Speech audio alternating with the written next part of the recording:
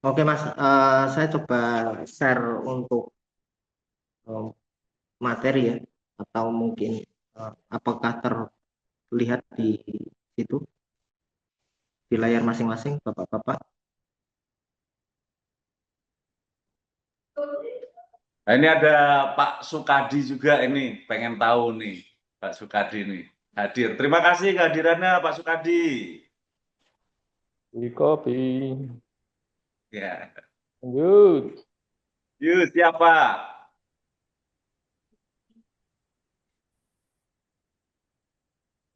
Selamat pagi Bapak-Bapak, nanti kita mulai jam 09.00 ya, karena sekarang masih 08.59 kurang satu.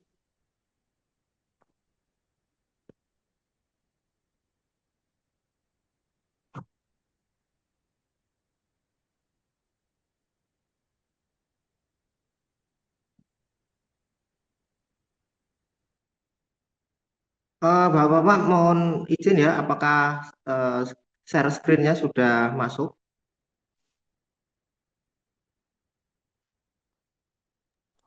Sudah kelihatan Mas. Coba Sudah pindah ke kelihatan Pak. slide 2 Mas, apakah bisa digerak? Oke, sip, masuk Mas. Oke ya, oke. Ya, oke. Oke, baik. Terima kasih Bapak-Bapak atas waktu yang diberikan eh, oleh PT Traswan dan Bapak lain. eh, Atas kesempatannya, terima kasih. Assalamualaikum warahmatullahi wabarakatuh dan selamat pagi. Waalaikumsalam warahmatullahi wabarakatuh. Selamat pagi. Eh, Waalaikumsalam warahmatullahi wabarakatuh. Selamat pagi, Pak. Baik, sebelumnya perkenalkan dulu Pak ya. Saya Vicky Yulianto, eh, sebagai BCU di PT Traswan di site Banyuwangi. Eh, untuk divisi konstruksi, pagi hari ini kita mau coba sharing session, Pak. Sharing session ini terkait dengan K3 pekerjaan untuk pekerjaan konstruksi. Jadi kebetulan karena divisi kita adalah divisi konstruksi, eh, materi atau sharing session di pagi hari ini untuk keselamatan dan kesehatan kerja yang di bidang konstruksi. Oke, baik. Ada 10 poin atau 10 daftar isi sini ada 10 poin yang akan kita bahas untuk materi kita atau sharing session ini. Yang pertama yaitu dasar hukum dan rujukan materi, kemudian dokumen kontrak pekerjaan konstruksi, kemudian tujuan pelaksanaan proyek, keempat adalah karakteristik dan dampak kegiatan dari kegiatan konstruksi. Yang kelima, selanjutnya ada jenis bahaya dan statistik kecelakaan. Nomor 6 ada konsep K3 dan manajemen risiko konstruksi. Selanjutnya adalah K3 per jenis pekerjaan konstruksi. 8 adalah ergonomi dan traffic management. 9 adalah alat pelindung diri dan peralatan tanggap darurat. Kemudian program kerja HSE. Kemudian kesimpulan daripada uh, kegiatan ini. Baik, selanjutnya adalah di sini ada dasar hukum dari K3 konstruksi bahwa kita tidak lepas dari, kalau kita ngomongin K3, kita tidak lepas dari Undang-Undang Nomor 1 Tahun 1970 tentang Kesehatan dan Keselamatan Kerja. Terus ada di situ juga Permenaker Nomor 1 Tahun 1980, Permen PU 05 Tahun 2024, dan PP Nomor 50 Tahun 2012 tentang penerapan sistem manajemen K3 atau SMK3. Mungkin Bapak-Bapak sudah banyak familiar mendengar dan juga sudah sangat berkecimpung sekali, bahkan setiap program-program juga mengacu pada hal tersebut.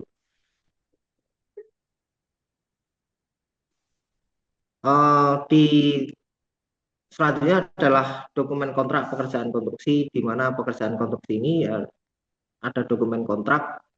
Kalau kita ngomongin K3, tentunya seorang safety, pekerja, dan leader di situ juga harus mengetahui dokumen kontrak pekerjaan konstruksi. Karena kenapa dokumen kontrak di sini termasuk juga harus kita pahami juga sebagai agent of safety, atau kita kalau di lapangan kita adalah agent of safety, yaitu kita kita sebagai uh, uh, trigger, atau kita itu motor untuk penerapan budaya K3 supaya terbentuk kultur K3 di tempat kita bekerja.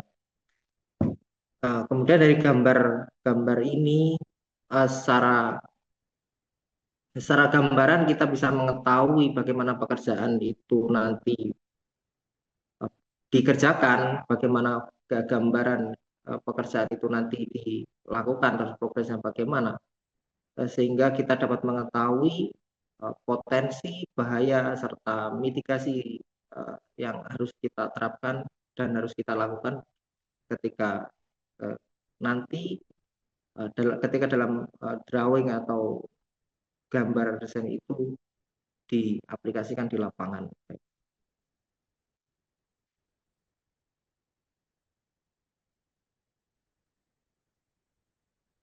Selanjutnya adalah tujuan pelaksanaan proyek.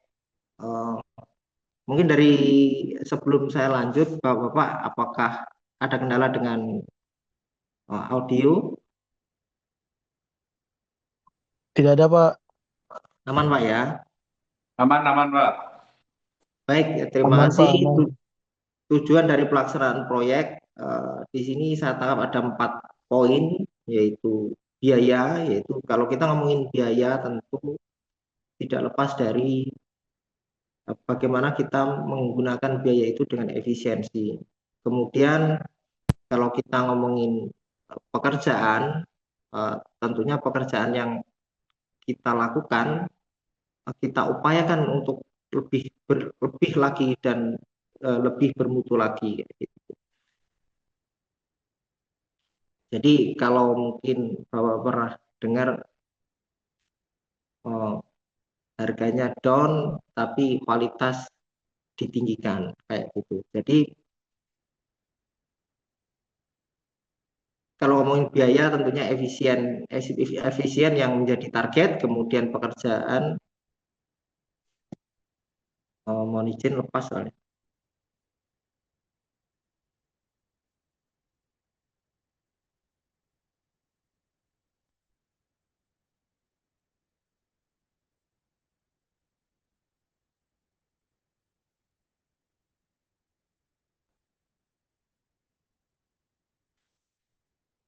Oke, kalau ngomongin pekerjaan berarti mutu pekerjaan yang menjadi target, kemudian ngomongin waktu kesesuaian dengan jadwal itu menjadi target, yaitu tidak molor. Kemudian SDM, sarana dan lingkungan, kita ngomongin sumber daya manusia, sarana dan lingkungan, tentunya targetnya adalah sehat dan selamat, kemudian sesuai dengan yang klien inginkan, sesuai dengan requirement yang ada di perusahaan tersebut, sesuai dengan undang-undang dan peraturan yang berlaku.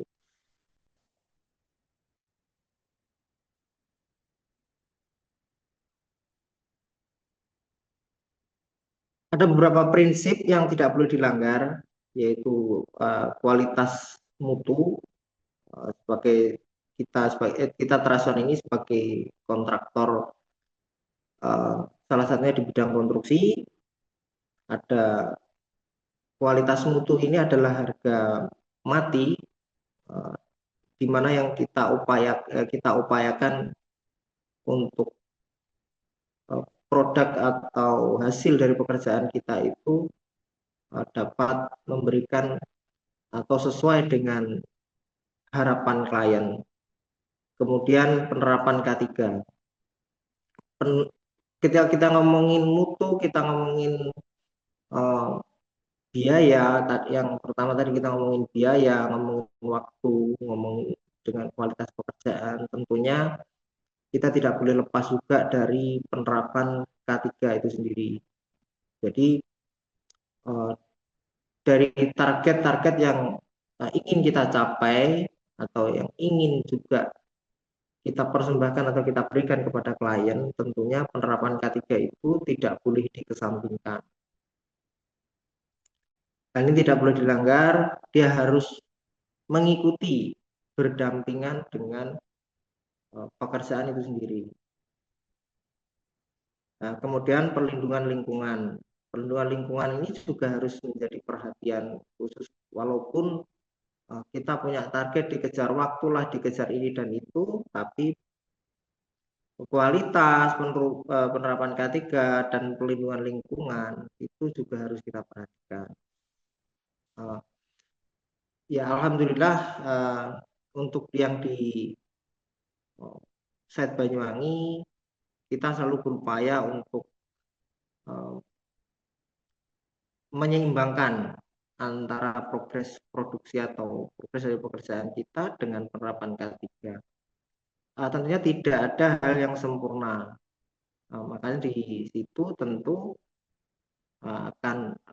akan selalu ada perbaikan dan evaluasi apa supaya antara pekerjaan dan penerapan dari K3 itu sendiri berjalan beriringan.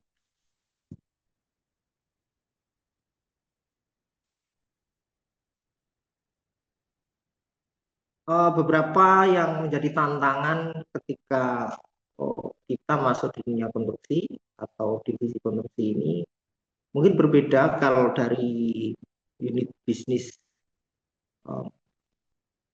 PT Traswan yang ada di tempat lain. Mungkin di tempat lain kita ngomongin ada beberapa pekerjaan yaitu ERT kayak itu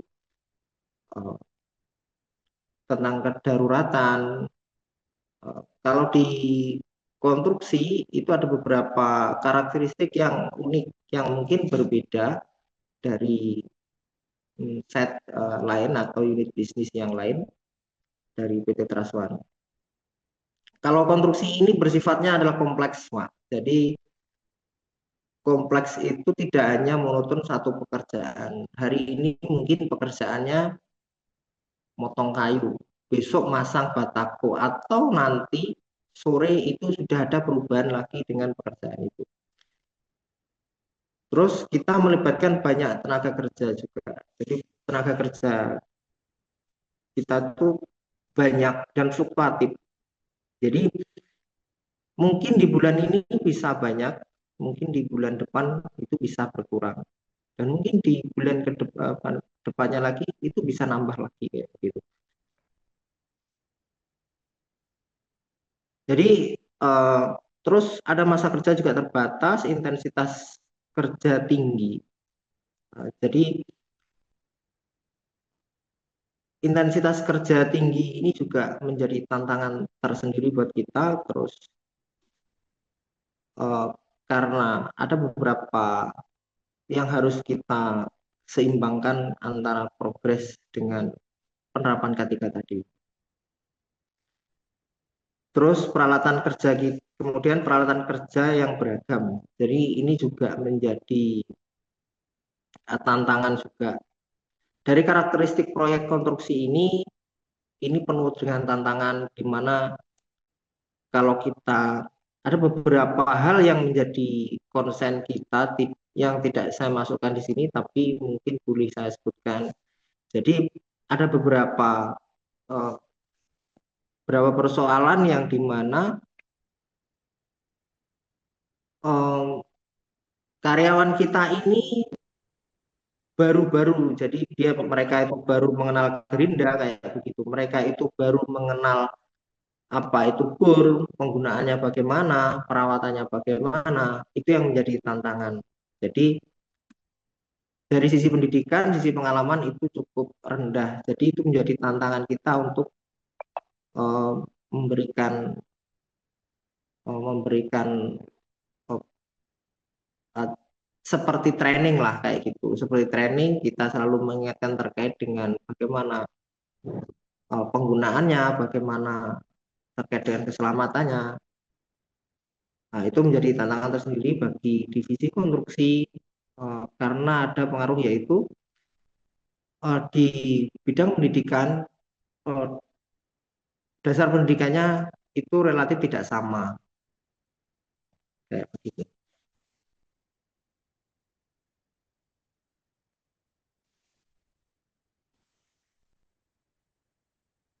Dari beberapa karakteristik tadi, terus ada beberapa juga dampak kegiatan konstruksi. Yang pertama adalah kecelakaan kerja. Ini walaupun kalau kita ngomongin kecelakaan kerja, walaupun beberapa upaya atau upaya-upaya dalam hal pencegahan sudah kita lakukan, tapi kita harus meyakini 0,01% kecelakaan kerja itu akan terjadi. Karena kita tidak pernah tahu kapan kecelakaan kerja itu akan terjadi. Kemudian ada potensi juga kebakaran. Ada potensi juga penyakit akibat kerja, ada juga pencemaran lingkungan, gangguan lingkungan.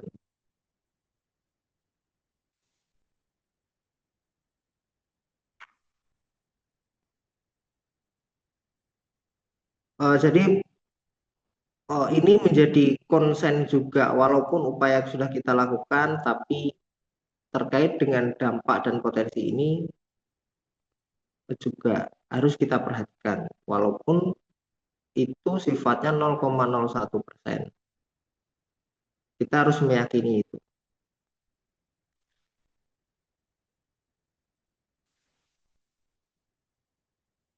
Ada beberapa jenis, selanjutnya adalah jenis sumber bahaya konstruksi dalam kegiatan konstruksi, yaitu beberapa jenis sumber bahaya yaitu bahaya fisikal atau fisik, bahaya yang melibatkan dengan fisik, terus kemudian chemical hazard, electrical hazard, kemudian mechanical hazard, psychological hazard, biological hazard, ergonomi hazard.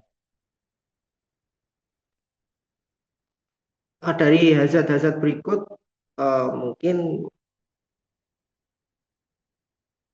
mungkin kalau uh, kita sudah terbiasa, istilahnya terbiasa untuk melakukan asesmen penilaian terkait hazard, mungkin itu akan lebih lebih mudah, lebih kita tidak was-was lah kayak gitu. Kita tidak khawatir lagi. Tapi tantangan terkait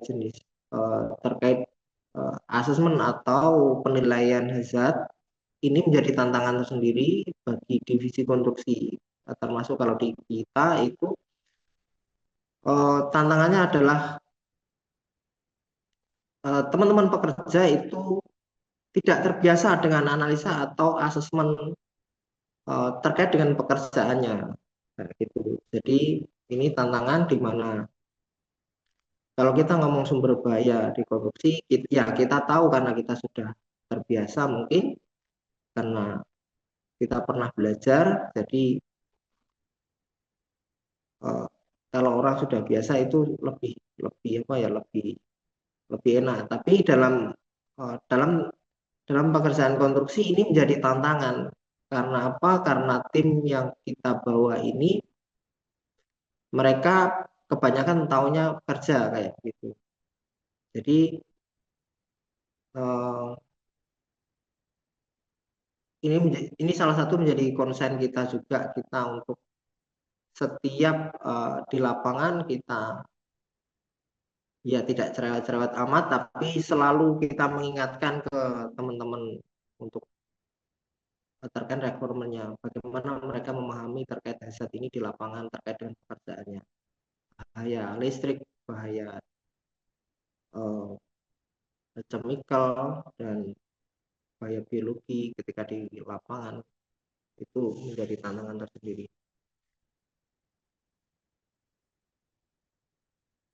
Oke, next bisa dilanjut. Kemudian kita mengenal lagi terkait dengan unsur terkait dalam proyek konstruksi. Jadi kalau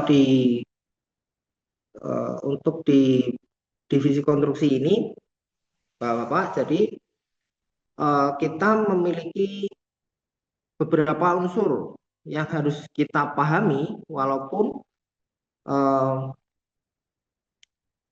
walaupun kadang boundaringnya kita apa namanya, walaupun setiap hari sudah kita bertemu ya, kadang-kadang kita sudah bertemu dengan klien. Sebagai contohnya adalah pemilik proyek, ya, terus kemudian kontraktor yaitu kita sendiri, subkontraktor jika mungkin dibutuhkan untuk subkontraktor, pekerja proyek, eh, instansi teknis, terus kemudian juga masyarakat, pekerja subkon, terus pemasok dan lain-lain. Ini kalau kita ngomongin unsur terkait dalam proyek konstruksi, tanpa kita sadari ada beberapa unsur yang saling berkaitan, tapi terkadang kita tidak menyadari itu. Kita rasa sudah bekerja karena kita sudah istilahnya berangkat bekerja, pulang bekerja, dan disibukkan dengan aktivitas bekerja. Sebenarnya kita memiliki bonding-bonding antara unsur satu dengan unsur yang lain, di mana kontraktor dengan klien atau pemilik proyek, dan kontraktor ataupun kontraktor dengan subkon, kemudian kontraktor dengan pekerja. Hal ini ketika kita bekerja di konstruksi harus kita pahami, karena mau tidak mau hal ini juga melekat begitu. Walaupun tanpa sadar, kadang-kadang ada etika bisnis atau etika ketika kita ini sebagai orang kontraktor atau proyek, ketika kita itu harus ngomong dengan orang subkon, harus bersikap seperti apa, atau kita menempatkan diri seperti apa ketika kita ngomong sebagai seorang kontraktor kepada masyarakat yang notabene di situ kita berada di lingkungannya. Walaupun terkadang kalau di sini mungkin orang melihat kita orang-orang lokal, tapi tanpa kita sadari, kita kita harus istilahnya mengerti posisi kita sebagai apa. Jadi kita ini walaupun kita di sisi orang lokal, tapi kita juga harus punya batasan. Kita memerankan diri kita ini sebagai seorang kontraktor.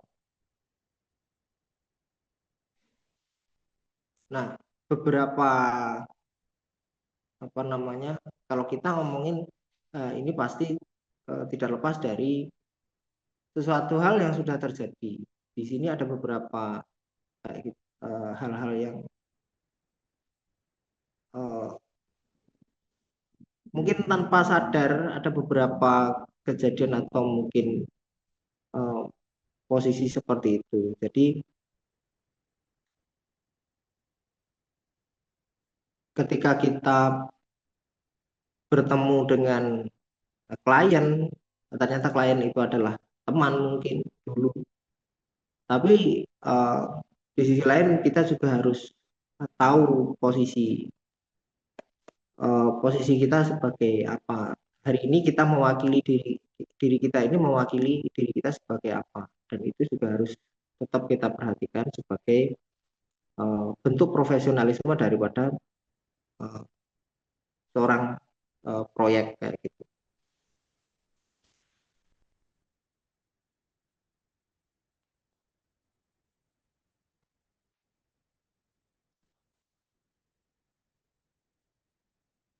Kenapa oke, next lanjut untuk selanjutnya ya, di K3 konstruksi ini, kenapa K3 konstruksi ini penting? Uh, jadi kenapa K3 konstruksi ini uh, kita anggap atau kita terapkan itu penting dengan istilahnya prioritasnya sama dengan progres atau proyek, ya. Karena dia berimbas ketika proyek ini berjalan lancar, tapi ketika tidak dilaksanakan atau kita tidak dilakukan, ketika terjadi keadaan darurat atau kecelakaan kerja, proyek tersebut juga akan berimbas kayak gitu.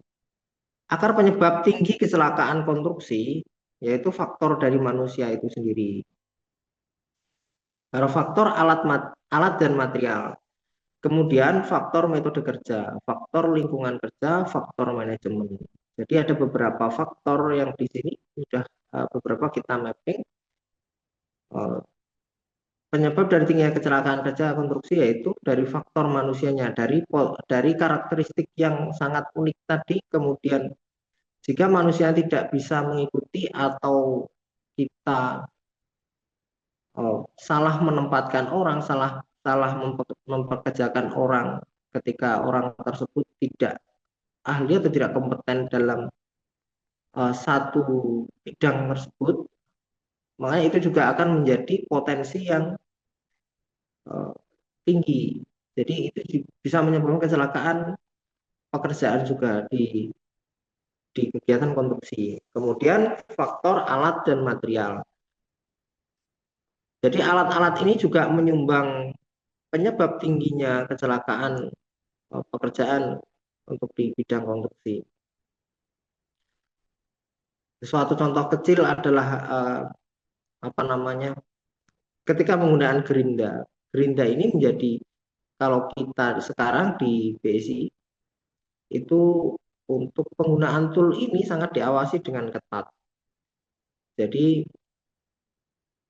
jika penggunaan alat ini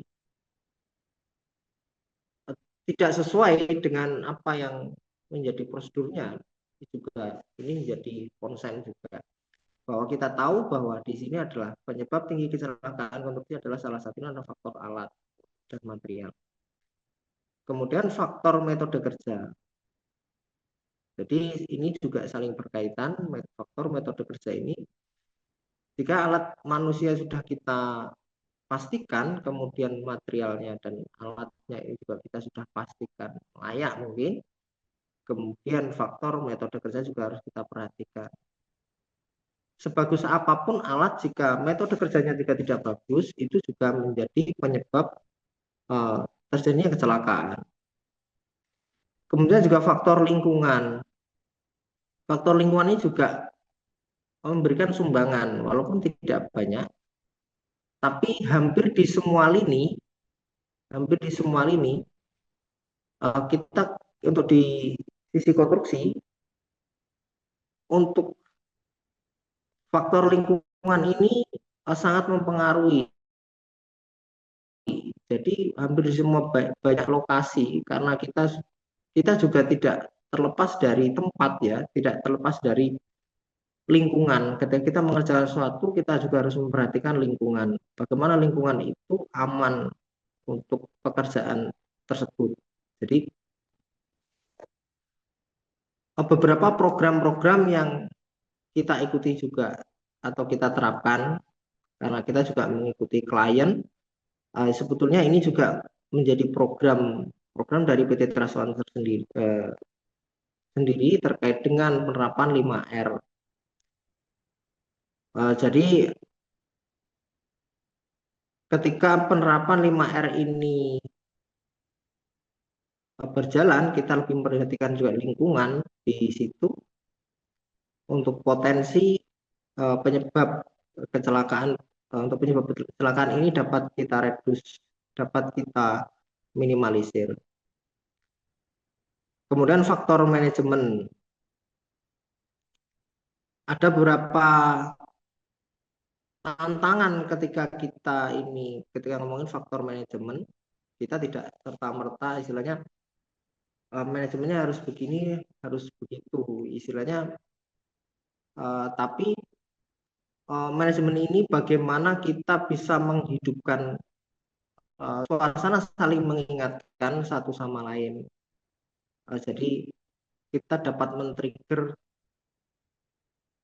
men-trigger teman-teman ini untuk speak up ketika tidak ada sesuatu yang tidak aman, baik itu lingkungan, baik itu faktor kerja, baik itu faktor material, baik itu faktor manusianya. Jadi ada beberapa tantangan eh, jika seseorang mungkin kita sendiri juga sering ketika ada sesuatu hal yang tidak aman atau mungkin yang seharusnya kita bisa speak up, tapi karena mungkin ada sesuatu yang tidak enak karena faktor manajemen. Nanti saya ngomong ini dianggap salah oleh si ini, kemudian nanti ada isu begini. Nah, hal-hal yang seperti itu yang harus supaya faktor manajemen ini mendukung hal-hal tersebut. Ketika ada hal tidak aman, ada hal-hal yang mungkin dapat menyebabkan kecelakaan, itu segera bisa faktor manajemen ini dapat menjadi trigger atau dapat memberikan atmosfer yang nyaman untuk mereka ngomong, untuk mereka menyampaikan. Jadi, ternyata kita ketika ada sepatu rusak ya ngomong, ada kacamata yang rusak ngomong. Jadi tidak kacamata yang manajemen di sini memberikan dukungan, jadi tidak memberikan istilahnya ketakutan kalau kacamata rusak ya sudah diem aja. Nanti di lapangan terus tidak pakai kacamata. Ketika ada teguran, nyalakan siapa? Karena dia takut menyampaikan karena ada kacamata yang rusak, misalkan sepatu yang rusak. Karena takut menyampaikan itu menjadi bumerang juga bagi untuk penerapan K3 di bidang konstruksi.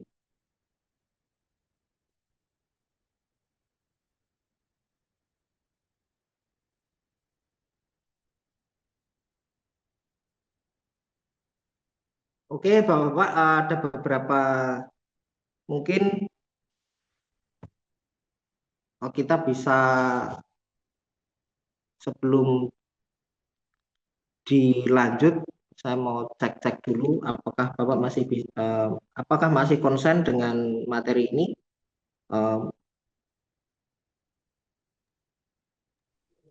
Ya, masih Pak. Masih Pak? Kalau ada Masih. pertanyaan sekitar itu langsung ditanyakan saja nggak apa-apa, Mas? Silakan. Boleh, boleh. Sebenarnya saya ragu juga mau buka sesi pertanyaan karena ini kan 34 slide tadi, itu cukup lama, jadi boleh untuk saran Pak Mus, terima kasih. Mungkin Bapak-Bapak jika mau ada pertanyaan, sesi pertanyaan, karena di sini sifatnya sharing session, setiap pertanyaan nanti akan saya catat, jika itu memang bisa saya jawab, akan saya jawab, tapi kalau mungkin jawaban saya itu meragukan atau ada yang lebih bisa memberikan advice, mohon silahkan juga memberikan advice kayak gitu. Jadi tidak melulu jawaban dari saya itu yang benar, atau karena di sini sharing session saya juga belajar kayak gitu. Terima kasih. Mungkin dari Bapak-Bapak ada pertanyaan sebelum dilanjut. Baik, izin Pak Vicky. Ya Pak, dari Bapak siapa ini? Perkenalkan Pak, saya Faris dari Samarinda Pak. Saya mau menanyakan untuk penerapan 5R di tempat kerja atau di konstruksi.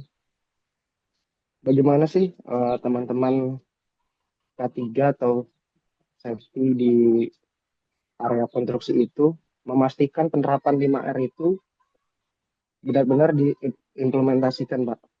Karena juga dari kecelakaan sektor konstruksi ini juga salah satunya ada kejatuhan atau tertimpa, itu kan juga bagian dari salah satu penerapan 5R yang salah Pak. Mungkin bisa dibantu Pak jawabannya bagaimana sih cara tingkat 3 atau apakah ada tim 5R tersendiri di bagian pekerjaan konstruksi tersebut untuk memastikan bahwasanya 5R itu sudah diimplementasikan dengan baik oleh teman-teman yang bekerja di bidang konstruksi. Baik, terima kasih. Itu saja, Pak. Iki. Terima kasih Mas Alvaris. Pertanyaannya bagus sekali ya untuk penerapan 5R ini. Eh, Penerapan 5R ini memang menjadi tantangan tersendiri Mas kalau di bidang konstruksi, karena kita tahu sendiri bahwa pekerjaan untuk di konstruksi ini berubah-ubah setiap waktu. Jadi kalau kita ngomongin 5R pasti juga kita tidak bisa samakan dengan yang sudah existing atau sudah operasional kayak gitu. 5R ini lebih lebih ke bagaimana kita lebih ke penataan ya. Kalau lebih ke penataan material yang istilahnya material yang belum terpakai, yang rencana mau kita pakai, kita juga harus pisahkan kayak gitu. Kemudian material yang mungkin menjadi sisa dan sudah terpakai itu juga harus kita pisahkan. Walaupun toh nantinya ketika nanti kita butuhkan itu juga kita ambil kembali. Tapi di sisi lain ada pemisahan kayak gitu. Harus kita pisahkan antara material yang belum terpakai dengan material yang sudah terpakai atau material sisa tersebut. Nah, bagaimana kita penerapan ini? Ya tentunya kita tidak bisa berharap kita harus buat storage, kita harus buat tempat waste yang layak, tapi ada beberapa metode, yaitu kita memberikan barikade untuk menjadi penanda bahwa dan sign untuk penanda supaya orang tahu ketika bahwa barang tersebut adalah barang-barang yang sisa, mungkin barang yang baru. Jadi terus mungkin kita juga banyak sekali galian kayak gitu. Jadi nggak mungkin juga kita harus nyapu, kita mungkin juga kita harus ini. Tapi yang terpenting adalah penempatan dan pemahaman antara lingkungan kerja kita dengan persepsi atau dengan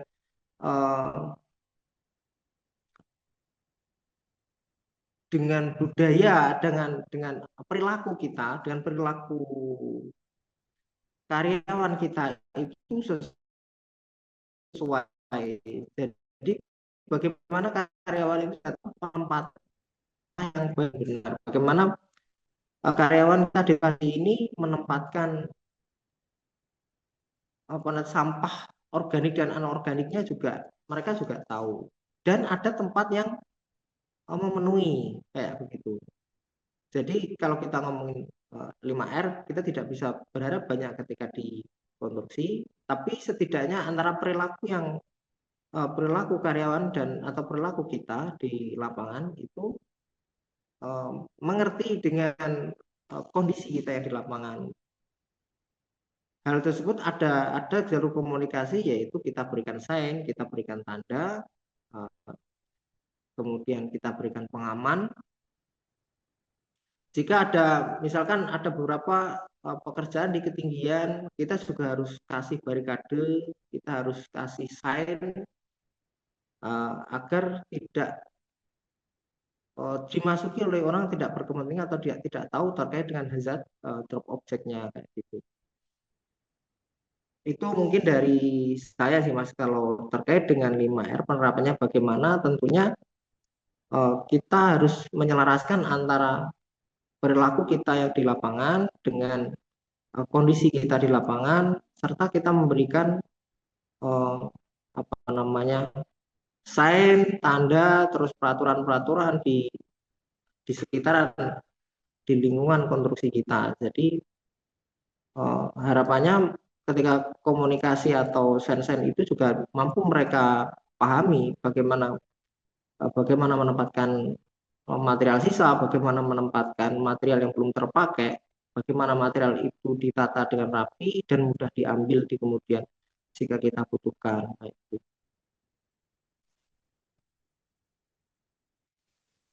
Itu sih Mas, mungkin ada pertanyaan lain kalau mungkin kurang pas, kurang puas, silakan mungkin ada mungkin yang mau disampaikan Mas Faris, silakan. Seperti Pak Vicky, berarti kembali ke peran masing-masing Pak ya.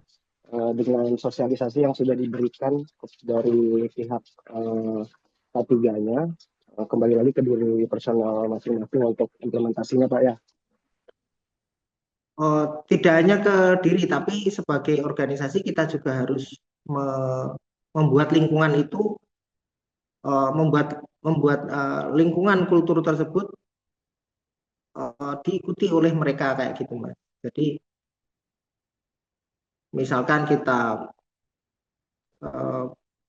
wajib memberikan barikade pada area penyimpanan kayak gitu kalau di konstruksi ya, karena kita ada ledon, kita beri tanda ledon kayak gitu, kita wajib kasih itu supaya mereka juga tahu kalau nanti ada material sisa, ada material yang belum terpakai juga ditempatkan di tempat yang sesuai kayak gitu.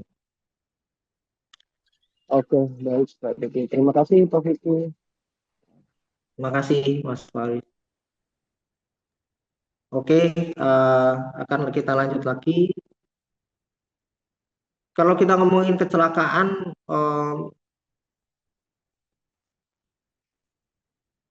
ini jenis kecelakaan fatal pada sektor konstruksi. Jadi kenapa ada penerapan K3 tadi kita wajibkan, yaitu karena ada beberapa kecelakaan yang fatal. Salah satunya adalah kita ambil dari jatuh dari ketinggian. Karena ketika orang jatuh dari ketinggian, ini kenapa beberapa proyek kasus jatuh dari ketinggian, ya, kasus pernah terjadi ketinggian ini sangat diawasi dengan ketat dan tidak istilahnya tidak sembarangan. Dia harus training dulu, dia harus memastikan full body harness, semua harus kita pastikan peralatan lifting gear kita itu baik. Kenapa kok seperti itu? Karena ini adalah jenis kecelakaan fatal yang di sektor konstruksi yang terbaca sangat tinggi.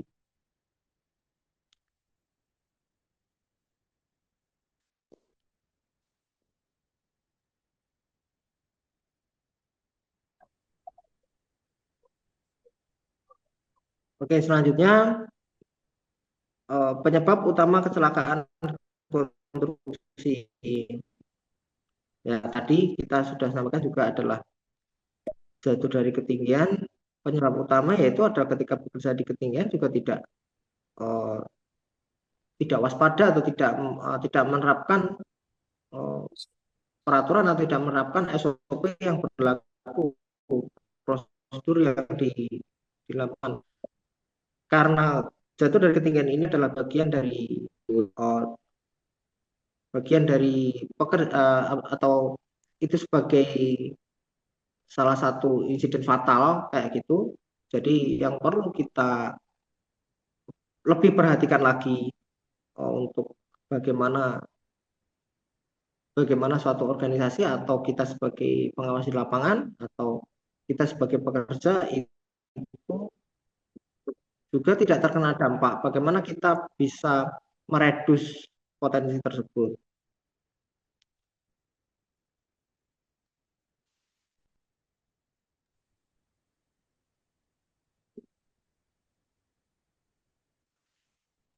Kemudian kita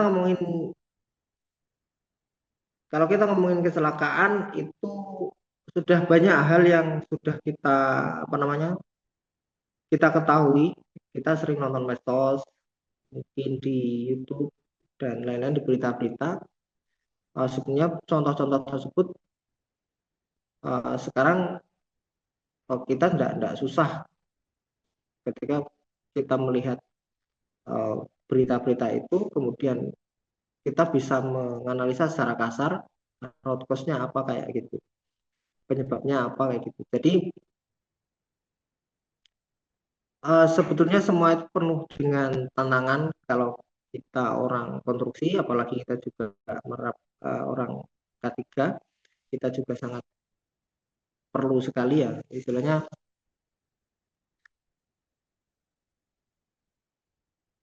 memperhatikan memperhatikan kita juga perlu melihat kejadian-kejadian di tempat lain kayak begitu. Jadi tempat lain itu menjadi pelajaran juga buat untuk di tempat kita bekerja saat ini.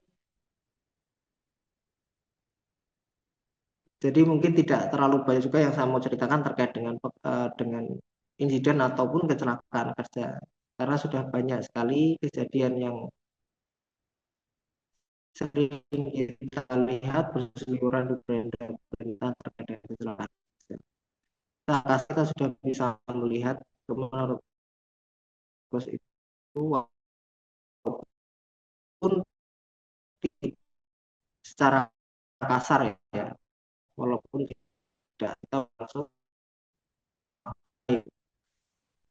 Nah, tentunya itu menjadi PR kita bersama, Bapak. PR kita bersama itu ada potensi kecelakaan yang salah satunya adalah yang paling tinggi adalah jatuh dari ketinggian.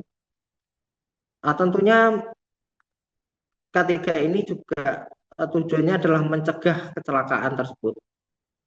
Tentunya mencegah itu bagaimana ya? Ada banyak strategi yang diterapkan berbagai macam organisasi, perusahaan.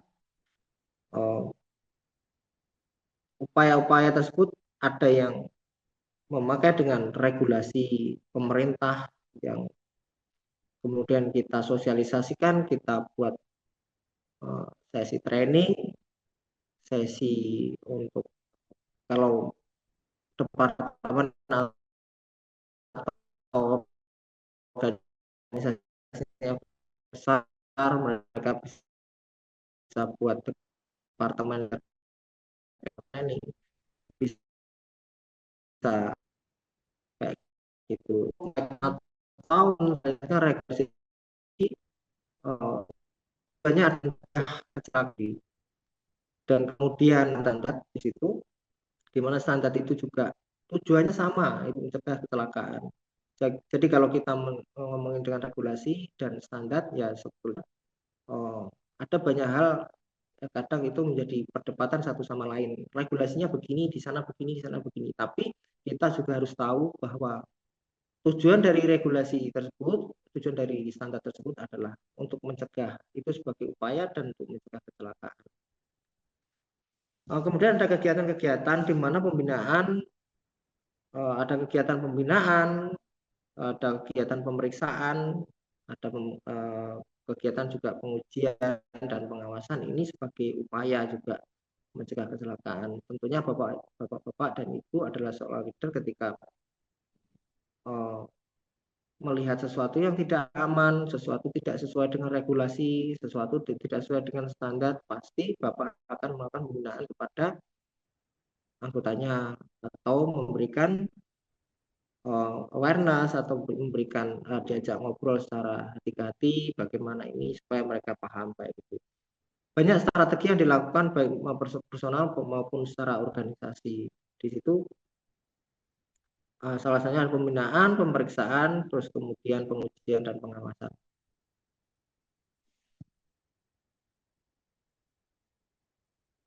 Oke, akan saya lanjut lagi. Selanjutnya adalah konsep K3 konstruksi.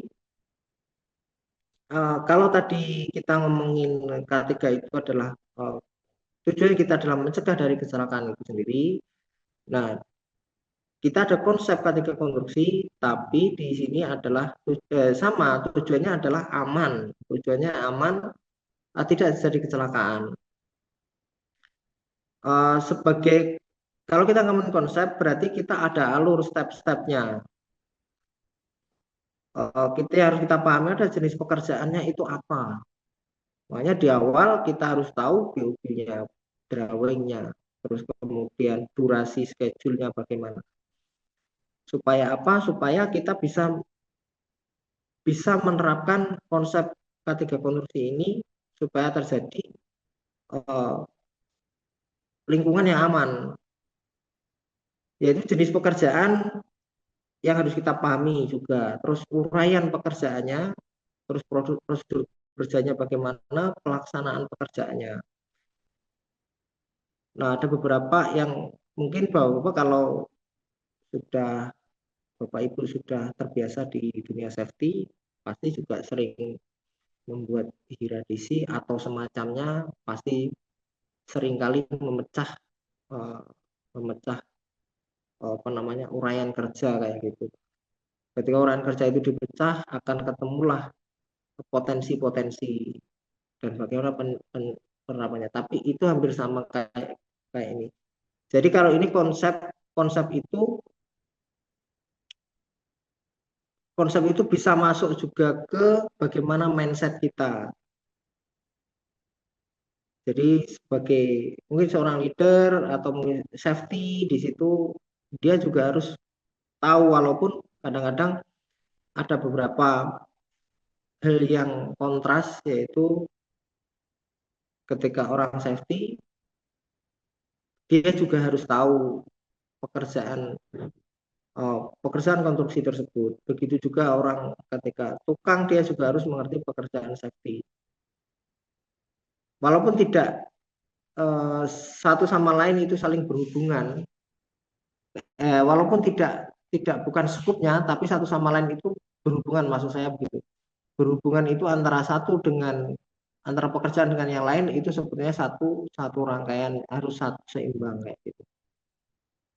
Kalau kita ngomongin konsep K3 konstruksi ini harus dipahami oleh banyak uh, orang atau karyawan satu tim kita, bahkan orang lain, orang di sekitar kita. Yaitu ada manajemen resiko, kemudian syarat K3. Syarat K3 macam-macam ini yang diterapkan di berbagai macam perusahaan, atau kalau Trasuan ini adalah kontraktor, jadi kita mengikuti syarat K3 yang disyaratkan oleh klien kayak gitu.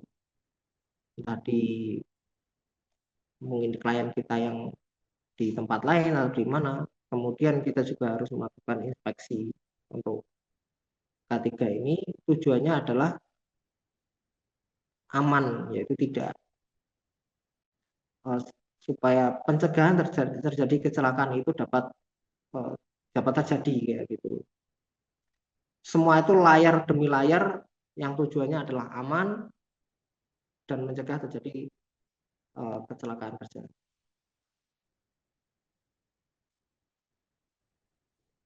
Kemudian ini mungkin Bapak-Bapak semua sudah pernah dengar terkait dengan hieradisi, atau mungkin diterapkan di tempat yang lain mungkin dengan versi yang berbeda, karena ada beberapa versi, ada yang risk assessment, ada yang hieradisi, ada yang pakai BROA, tapi tujuannya adalah sama. Tujuannya adalah bagaimana kita mengidentifikasi bahaya, bagaimana kita dapat menguraikan pekerjaan kita supaya dapat kita kendalikan terkait dengan bahayanya tersebut.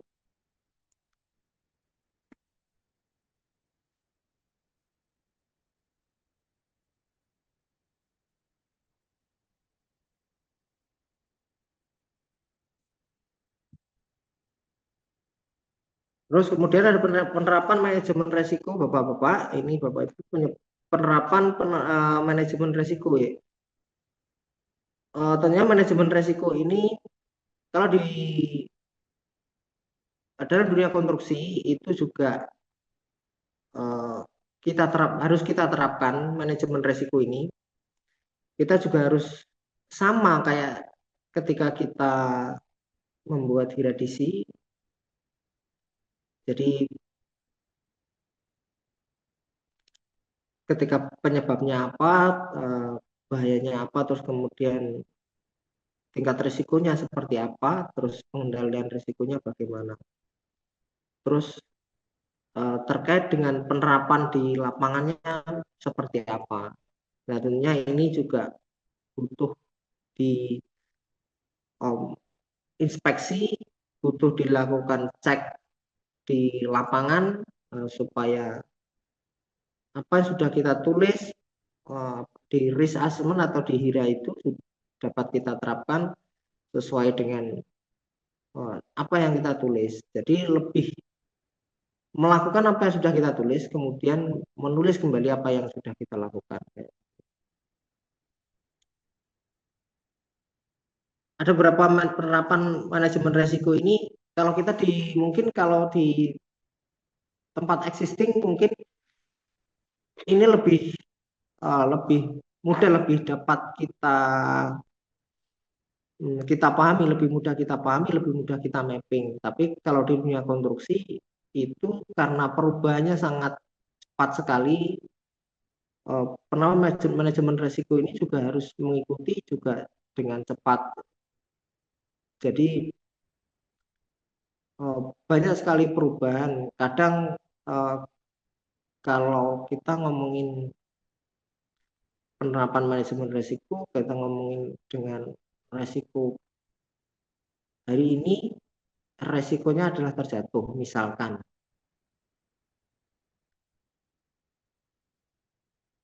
Bila besok kita akan melakukan galian, gitu. Jadi setiap TBM itu harapannya juga disampaikan. Ini sebagai disampaikan supaya dapat dipahami oleh semua yang terlibat. Kemudian dibacakan hasil dari risk assessment-nya. Ini sebagai, kalau kita ngomong manajemen resiko itu panjang cerita istilahnya kayak gitu, tapi tujuannya tetap sama. Supaya apa? Supaya kita dapat memapping, supaya kita dapat melakukan kontrol, supaya kecelakaan dan insiden itu tidak terjadi, supaya kita dapat mencegahnya.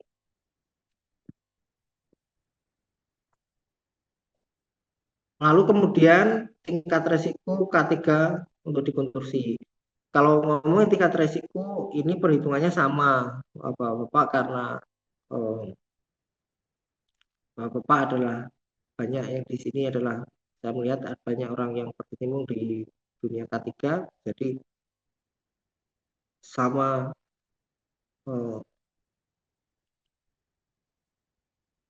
adalah artinya ketika kita menentukan, walaupun tingkat resiko itu setiap orang menentukan bisa berbeda, sesuai dengan kadang-kadang sesuai dengan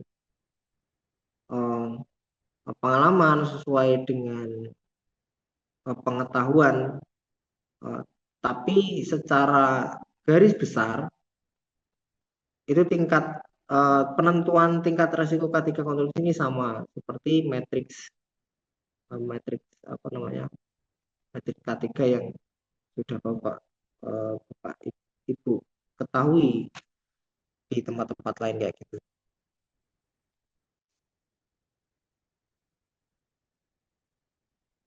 Ada beberapa pekerjaan, kalau kita ngomongin dari tingkat resiko tadi, ada beberapa pekerjaan yang perlu kita perhatikan di dalam dunia konstruksi, yaitu adalah ketika pekerjaan tanah. Kalau ngomongin pekerjaan tanah ini, kita bukan istilahnya, kita melihat dari banyak pekerjaan.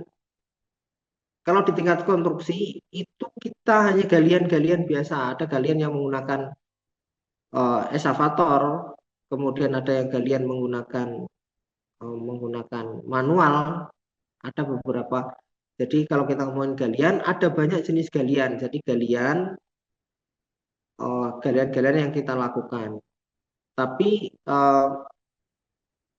semua, jadi kalau ngomongin galian bukan galian yang besar, jadi kita tidak bisa merepresentasikan galiannya galian kolam atau galian apa. Oke, jadi jenis pekerjaan galian ini ada galian, jenis pekerjaan tanah ini ada, salah satunya ada galian, timbunan, pemadatan, pekerjaan, dan bawah tanah. Jadi kalau kita ngomongin konstruksi itu lebih dari galian dan timbunan. serta pemadatan. Pekerjaan bawah tanah kita sementara tidak ada. Eh, jadi kalau di konstruksi mungkin ada tempat-tempat lain, Bapak bisa melihat dari pekerjaan teman-teman underground kayak begitu. Kemudian jenis yang perlu kita perhatikan adalah jenis tanahnya, kemudian tanahnya seperti apa, tanah lempung, tanah kering, ataupun tanah pasir, terus ada tanah kerikil, tanah lumpur, dan ini sangat mempengaruhi bagaimana pekerjaan galian itu dan potensinya juga sangat berbeda. Ada beberapa kejadian di kita yaitu tanah timbunan yang kemudian kita gali lagi, potensinya juga berbeda nanti dengan tanah yang bukan timbunan kemudian kita gali. Nah, sebagai contoh kayak begitu. Makanya ketika pekerjaan tanah ini kenapa kita harus perhatikan, kenapa juga harus kita tahu mengerti jenis tanahnya. Terus kemudian ada pekerjaan galian. Nah, di sini pekerjaan galian seperti yang saya sebutkan tadi, ada potensi sendiri, kita juga harus mengetahui jenis tanah yang kita gali, apakah tanah itu batuan atau tanah itu pasir atau tanah itu lempung. Ketika kita ngomongin potensi, tentunya pasti ada kontrol. Kita ngomongin risiko, pasti kita juga harus melakukan kontrol risiko.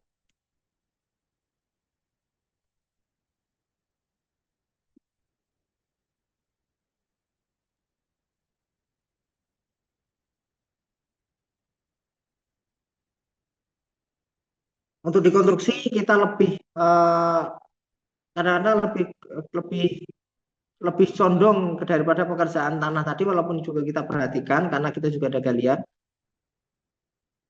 kita juga lebih lebih kadang familiar dengan struktur, ya lebih struktur bangunan kayak gitu. Kita ngomong konstruksi berarti ada struktur yang kita bangun, ada kegiatan ereksi, ada kegiatan logistik, ada kegiatan pengecoran, ada pekerjaan kita potong kayu,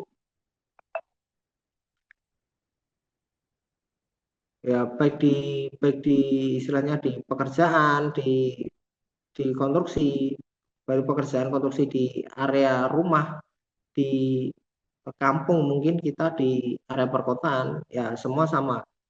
Ada pekerjaan struktur ini menjadi konsen juga karena ada beberapa cakupan pekerjaan yang berbeda-beda, ya pekerjaan bagisting pasti, pekerjaan besi beton pasti, dan ini menjadi ada potensinya masing-masing. Jadi hari ini ada bagisting, besok pekerjaan besi beton, nah kayak gitu. Jadi perubahan mindset, perubahan bagaimana kita manajemen risikonya juga harus cepat berubah kayak gitu. Ini sebagai contoh gambar yaitu pekerjaan pembesian Bapak-Bapak. Jadi ujung ini kalau kita mau identifikasi bahaya tentunya pasti teman-teman juga sering ya tergilir karena apa? Ya, karena kondisinya berlubang, terpeleset, karena ada lokasi yang licin, tergencet, kemudian tertusuk ujung besi karena ada beberapa besi yang lancip kayak gitu terjatuh, terus ujung besi mencuat, kayak itu menjadi bahaya juga yang harus kita perhatikan.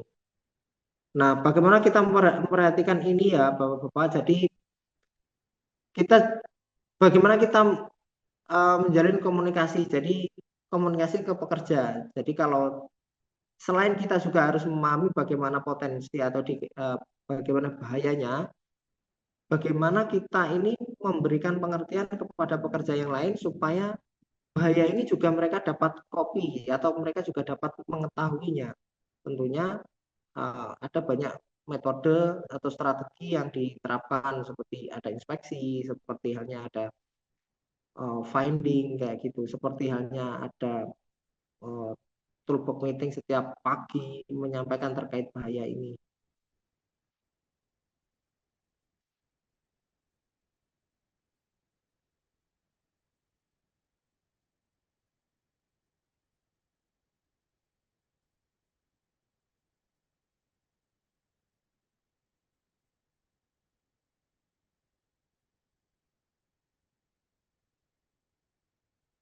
Oke, jadi pekerjaan konstruksi baja ini menjadi konsen karena terakhir di PT Trason ini ada pekerjaan yaitu konstruksi baja, yaitu ada pekerjaan yang melibatkan pekerjaan di atas struktur juga di bawah struktur, yaitu relate dengan apa yang mungkin pertanyaan tadi, bagaimana penerapan K3 serta 5R di tempat kerja tadi. Ya tentunya pasti harapannya adalah harapannya adalah tidak terjadi kecelakaan.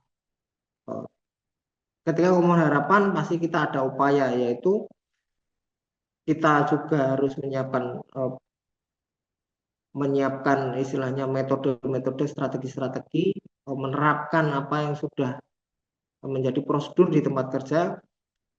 Kalau kita harus wajib pakai full body harness, harus tie off 100% untuk langyatnya, kemudian eh, jika nanti istilahnya ada orang lewat orang ada di bawahnya, bagaimana kita juga harus pastikan bahwa pekerjaan di ketinggian ini terus berjalan. Kita juga harus memproteksi orang-orang yang ada di bawah daripada uh, di sini. Tentunya pasti harus diberikan tanda, sign, barikade supaya tidak sembarang orang bisa masuk atau mengakses area-area yang sebagai red zone atau zona bahaya di situ. Ini menjadi salah satu karena tadi adalah di awal sudah kita mapping bahwa ada jatuh dari ketinggian ini salah satu potensi fatal uh, yang terjadi di pekerjaan konstruksi.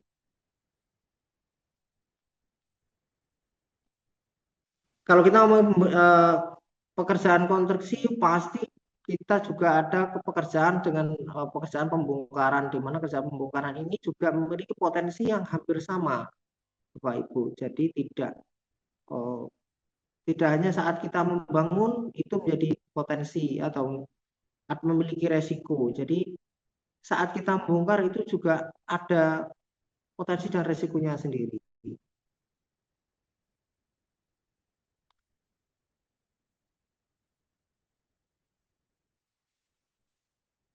Kemudian bahaya ergonomi dan solusinya. Ada beberapa bahaya ergonomi yang harus kita hindari, yaitu ketika kita di lapangan, Bapak-Bapak pasti sering manual handling kayak begitu. Maksimal beban yang bisa terima oleh manusia itu berapa kilogram. Nah, itu harapannya ketika di tempat kerja itu sama, ketika dikonstruksi juga sama, walaupun kuli-kuli di situ istilahnya kita kuli-kuli, kita juga harus memperhatikan jangan sampai beban yang kita bawa itu juga berlebihan sehingga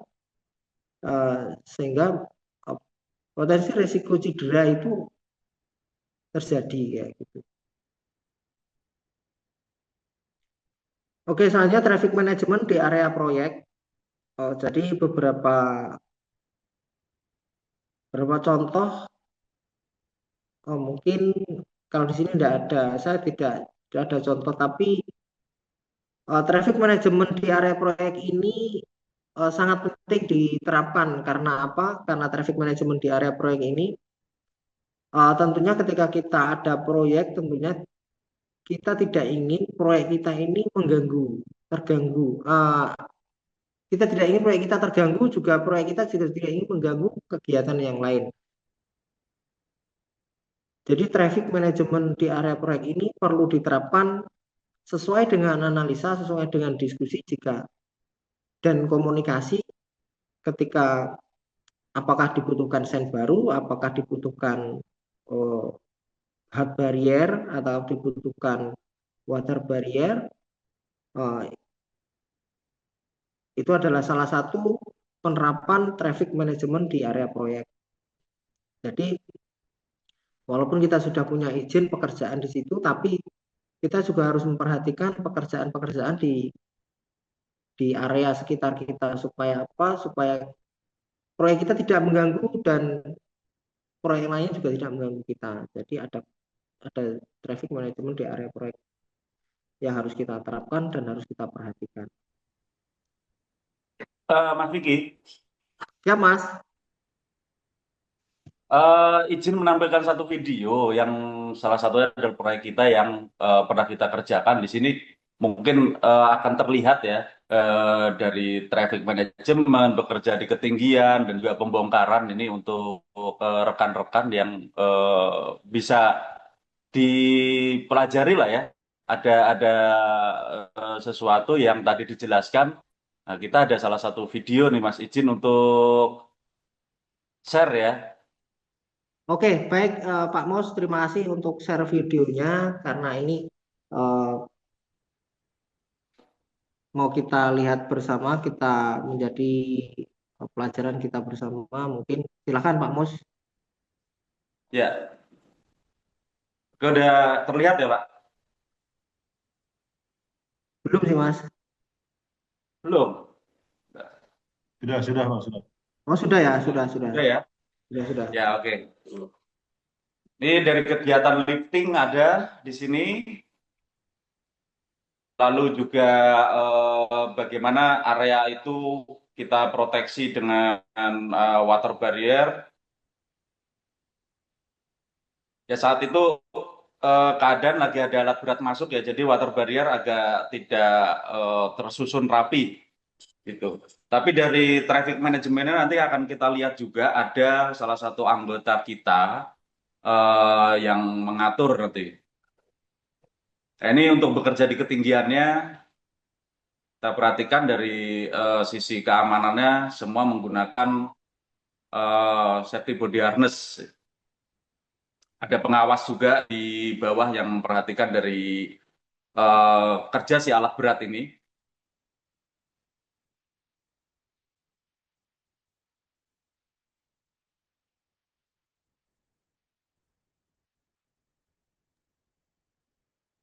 Oke, Pak Mos, bisa dengar Pak Mos? Ya, ya.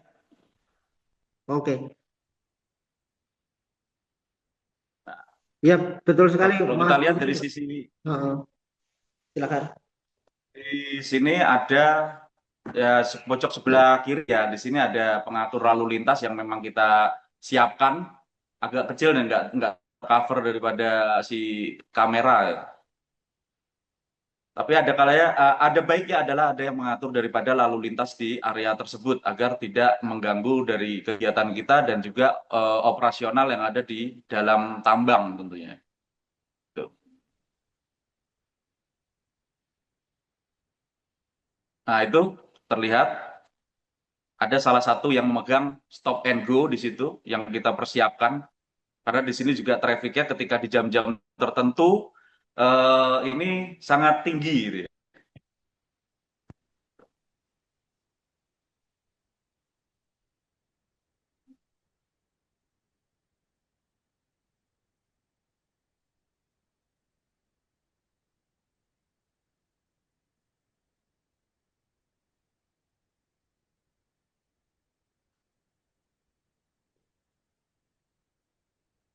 Oke, dari saya seperti itu aja, Mas Vicky. Ini adalah salah satu contoh ya yang pernah kita terapkan di eh, eh, area konstruksi yang ada di Banyuwangi.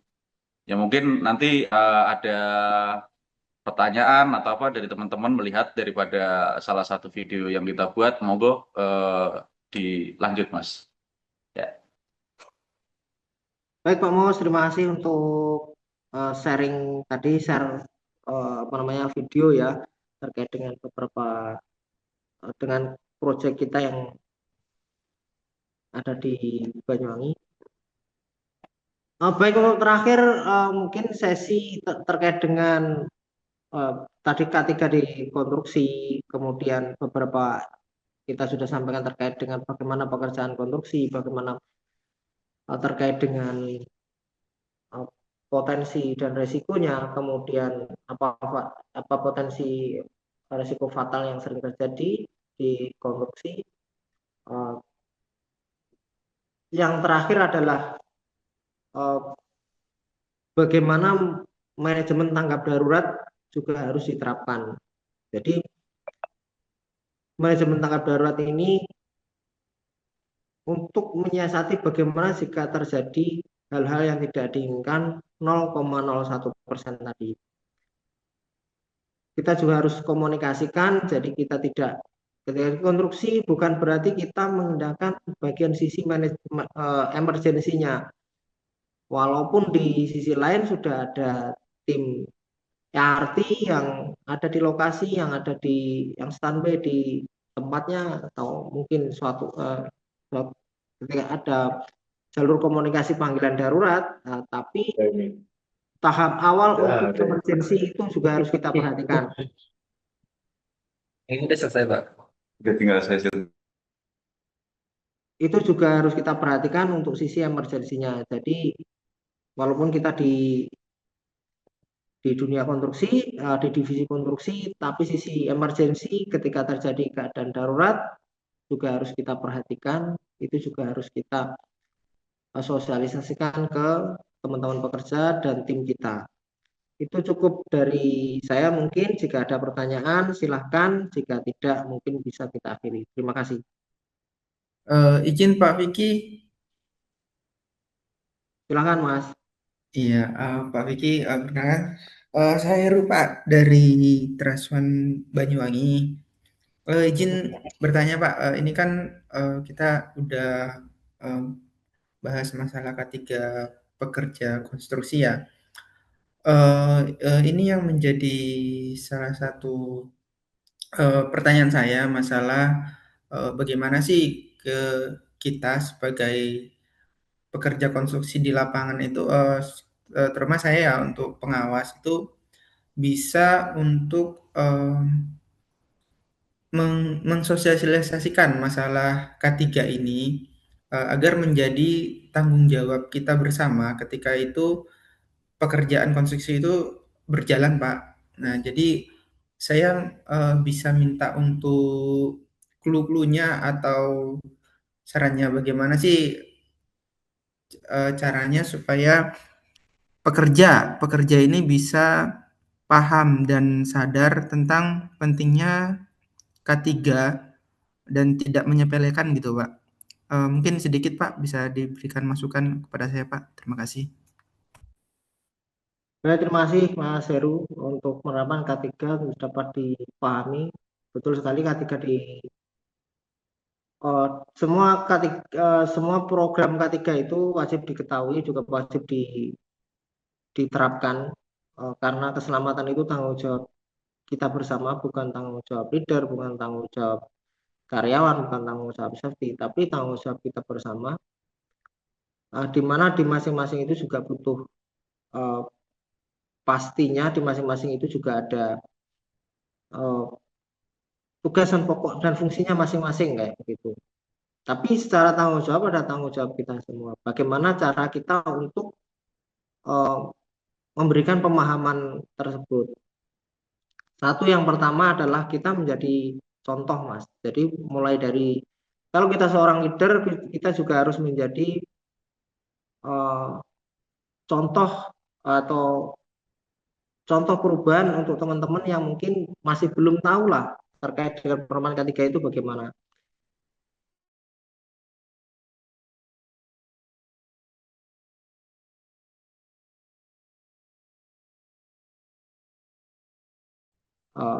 Kita sebagai contoh, kita harus mencontohkan ke mereka. Kemudian baru kita bisa lakukan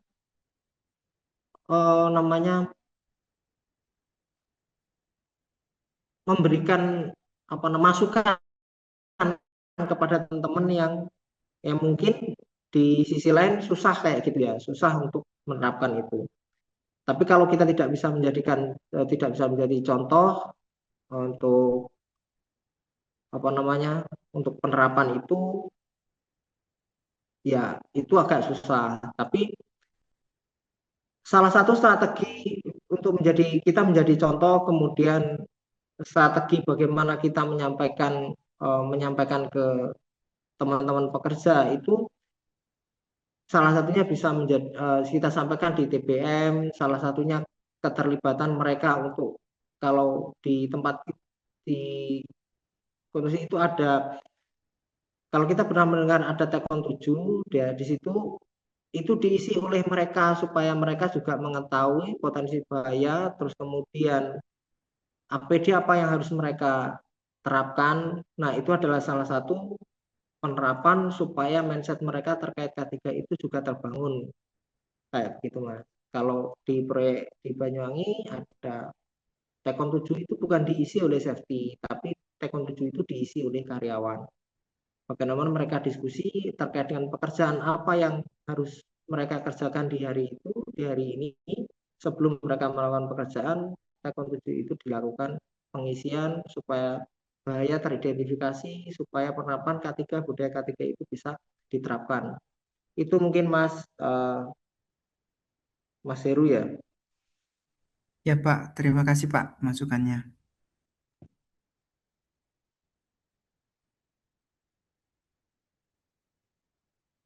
Mungkin dari Bapak ada lagi kah yang mau ditanyakan? Kalau tidak ada, sudah 1 jam lebih, 1 jam 20 menit kita bersama. Izin Pak Biki, izin tanya. Silahkan Mas. Baik Pak, terima kasih sebelumnya atas waktu dan kesempatannya. Perkenalkan nama saya Hasbi. Mohon maaf sebelumnya mikrofon saya ini ada kendala Pak. Jadi pakai ini punya Pak Heru. Nah, saya ingin tanya Pak terkait dengan budaya safety atau budaya K3. Nah, mungkin dari segi memberikan pemahaman terkait prosedur kerja aman ataupun eh, yang menyangkut dengan safety, dari petugas safety-nya bisa melakukan sosialisasi JSA di toolbox meeting. Mungkin juga bisa jadi dari segi pekerja lebih paham nih Pak terkait dengan prosedur kerja yang aman itu seperti apa. Mungkin bisa didukung juga pekerjanya mempunyai pengalaman yang lama atau lebih atau berpuluh-puluh tahun lah terkait dengan aktivitas pekerjaan tersebut. Dari segi memberikan pemahaman menurut saya mudah sih Pak, tapi ada hal lain yang menurut saya lebih sulit, yaitu menjaga konsistensi ataupun kepatuhan dari pekerja itu sendiri. Menurut Bapak nih,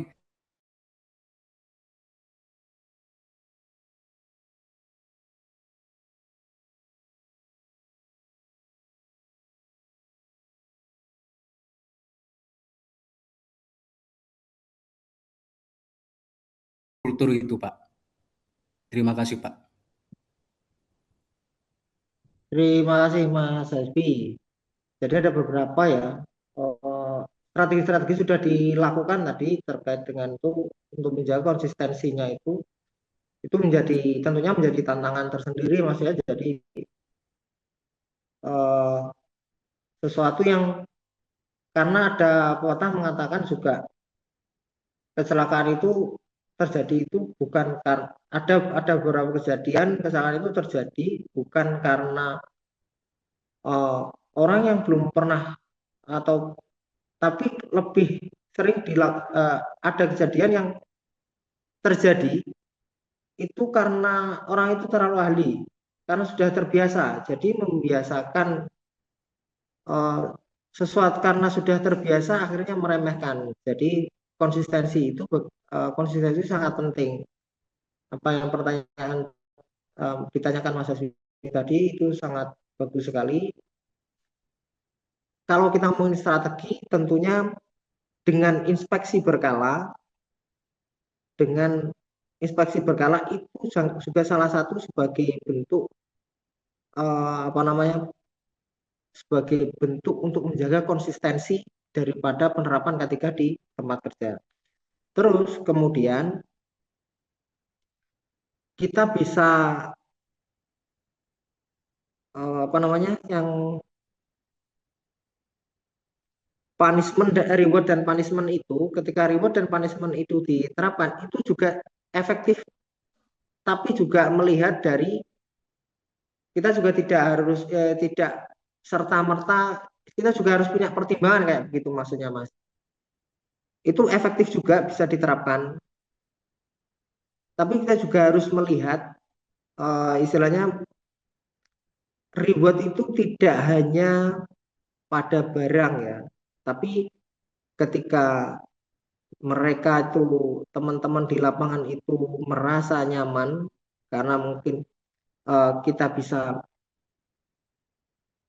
ketika omongannya juga didengarkan, itu juga sebagian dari reward untuk mereka. Ketika masukannya juga ditanggapi, itu juga bagian dari reward untuk mereka. Tapi kalau menurut saya di situ untuk reward dan punishment itu sangat efektif digunakan, tapi juga tergantung pertimbangan reward dan punishment-nya itu apa yang mau diterapkan kayak gitu. Ataukah kita memberikan hadiah, atau kan kita memberikan teguran atau surat SP dan lain-lain terkait dengan hal yang tidak seharusnya. Kalau sudah ada hal yang sudah bagus atau prestasi mungkin diberikan reward.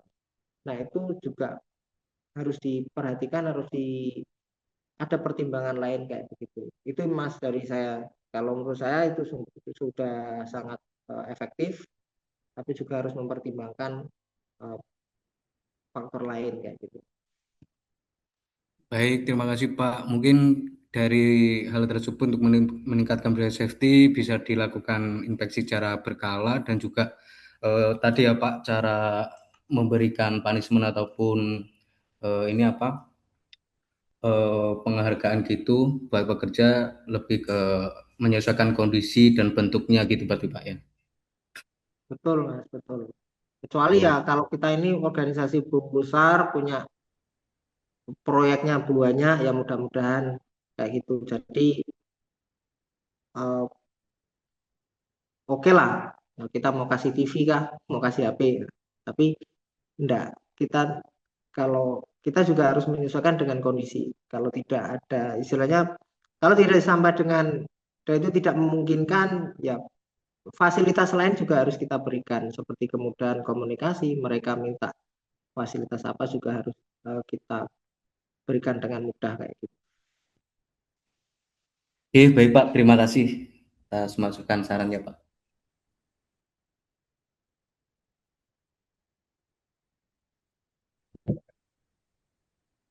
Oke, mungkin cukup di waktu 10.26 di 1 jam 26 menit. Terima kasih atas waktunya.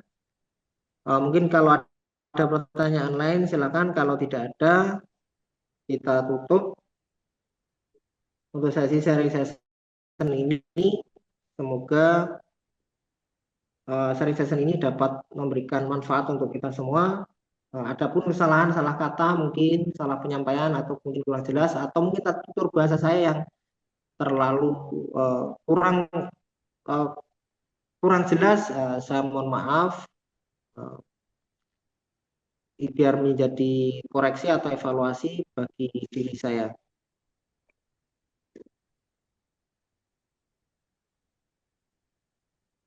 Siap, Mas Vicky. Terima kasih. Ya mungkin untuk rekan-rekan TBI di wilayah lain mungkin udah 1 jam lebih awal ya. Apalagi ini di hari Jumat, sekiranya bisa kita tutup untuk sharing session di topik K3 pekerjaan konstruksi pada hari ini, Mas. Baik, terima kasih Pak Mus atas kesempatannya, bagi rekan-rekan semua untuk waktunya hari ini, hari Jumat, hari yang pendek. Tentunya kita seharusnya berdoa, tapi berdoa di awal tadi kita tidak berdoa, tapi di akhir kita tidak meninggalkan doa. Kita berdoa semua untuk Traswan, untuk kita semua, supaya proyek-proyek ke depan dapat lebih banyak lagi. Sebelum kita akhiri, kita berdoa menurut agama dan keyakinan kita masing-masing. Berdoa dipersilahkan.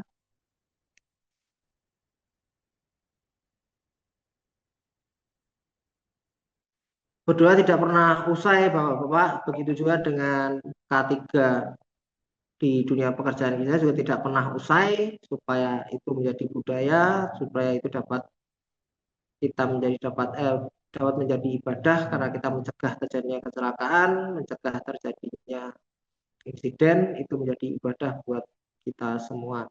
Sebelum tutup, Assalamualaikum warahmatullahi wabarakatuh dan selamat siang.